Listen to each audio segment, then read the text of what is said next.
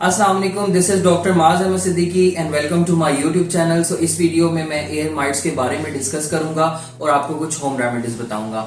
सो year mites basically होते क्या हैं? ईयर माइट्स ओटोडेक्टिस साइनाइटिस होते हैं जो कैट्स की कान के अंदर होते हैं। और हम सबसे पहले इनके लाइफ साइकिल को डिस्कस करेंगे। 3 वीक्स का इनका लाइफ साइकिल होता है और ये एग से लार्वा, लार्वा से प्यूपा एंड अगेन जो है वो माइट्स, और फिर वो एग ले करके दोबारा इनकी ग्रोथ होती रहती है। तो जब भी आपने ट्रीटमेंट करवाना है तो वो 3 वीक्स का लाजमी आपने ट्रीटमेंट करवाना है। नेक्स्ट हम इनके क्लिनिकल साइन डिस्कस करेंगे। क्लिनिकल साइंस में जो है वो कैट अपने ईयर को स्क्रैच करती है बार बार, कैट जो है वो हेड शेकिंग करती है। इसके अलावा जो कैट जब स्क्रैच करती है तो वो आपको ईयर की बैक पे थोड़े से स्क्रैच भी फील होंगे और कैट की ईयर के अंदर जो है वो ब्लैक कलर का वैक्स होगा।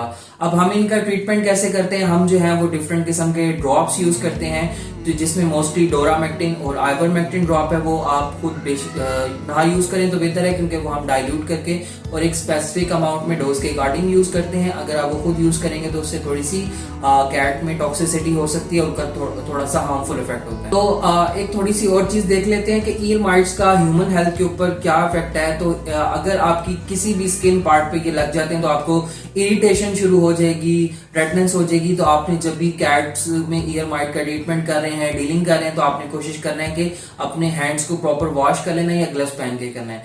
तो अब हम कैट में ईयर माइट्स की होम रेमेडी की तरफ जाएंगे। तो सबसे पहले जो चीज हम यूज कर सकते हैं वो कोकोनट ऑयल यूज कर सकते हैं।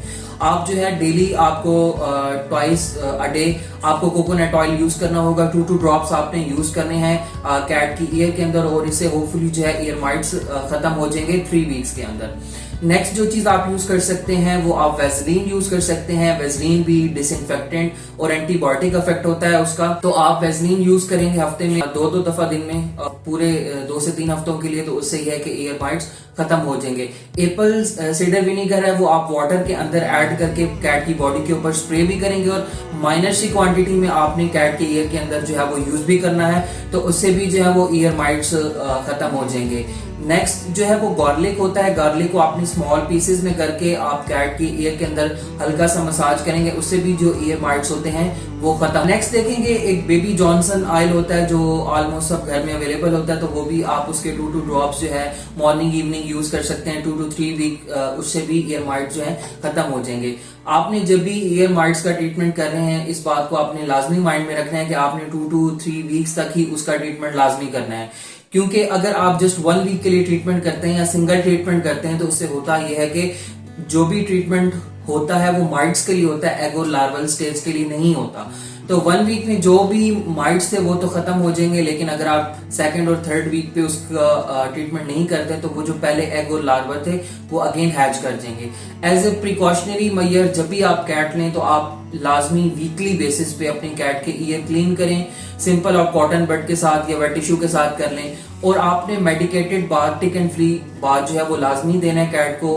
हफ्ते में 2 दफा आप दे दें या 1 दफा दे दें, और टिक एंड फ्ली स्प्रे भी लाजमी करना है। इससे ये होता है कि कैट की बॉडी पे टिक एंड फ्लीज नहीं आते और ईयर माइट्स जो है वो ज्यादा नहीं होते।